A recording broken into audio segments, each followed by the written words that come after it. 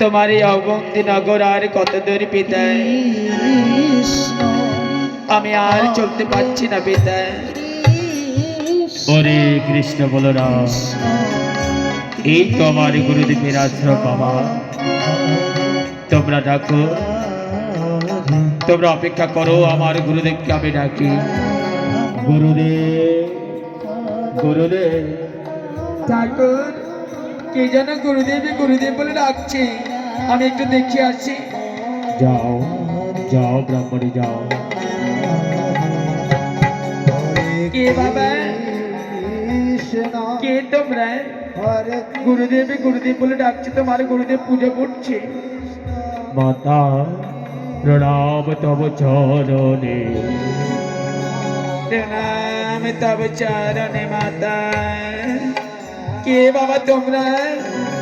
পুরি বাবা, তোমাদের মধুময় বদনে মধুর কণ্ঠেশ্বরে মা ডাকে শুনে আমার হৃদয় বড় শীতল হয়ে গেল। বলো বাবা, বলো তোমরা কারা? মাতা, আমার নাম কৃষ্ণ, আর আমার দাদার নাম বলরাম। আমার পিতাই তো তোমার শিষ্য নন্দরাজ। ওরে বাবা, নন্দরাজ, এই তোমার দুটি সন্তান। যেমনি করে আমার ভক্তাদিনী ভগবানের নাম রেখেছ, তেমনি করে তাদের বদনখানি আমার প্রভুরই মতো দেখতে। ওরে বাবা, তুমি বড় ভাগ্যবান, এত সুন্দর সন্তান তুমি পেয়েছো বাবা। এদের মধুময় কণ্ঠেশ্বরে সত্য ব্যথায় আমার দুরবিত হয়ে গেল। মাতা, আমার গুরুদেবকে একটু ডেকে দাও না। হ্যাঁ বাবা, তোমার এই সন্তানদের দেখলে তোমার গুরুদেবের হৃদয় বড় শীতল হয়ে যাবে। ও ঠাকুর, ঠাকুর, ও ঠাকুর, ওঠো না, ওঠো, দেখো কে এসেছে। হরিবল হরিবল হরিবল। ব্রাহ্মণে, এই তুমি তুমি এত আনন্দিত কেন? আনন্দ হবে না পুরি বাবা? কতদিন পরে যে সত্যের জন্য আমার হৃদয় বড় কাঁদি, সে সত্য আজ আমি পেয়েছি জানো। আমার আমার মধুমঙ্গলের চিন্তা আর নেই।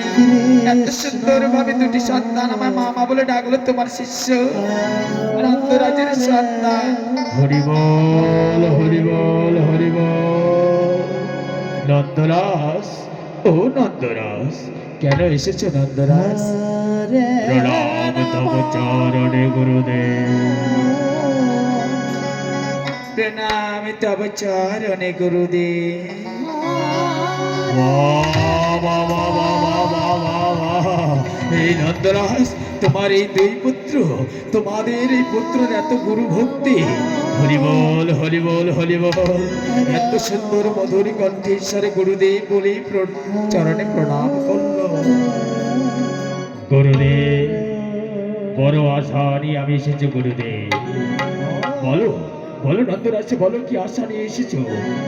গুরুদেব, আমার এই দুই পুত্র কৃষ্ণ বলরামকে তোমার এই আশ্রমে ভর্তি করে দিতে চাই গুরুদেব।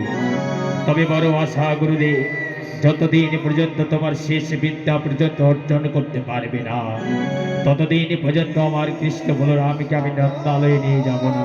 বলো গুরুদেব, বলো। আমার আমার এতটুকু অনুরোধ তুমি রাখবে গুরুদেব। নন্দরাজ, তোমার তোমার এই কৃষ্ণ বলরামের মতো সন্তানকে যদি আশ্রমে আমার রেখে দাও, শুধু শেষ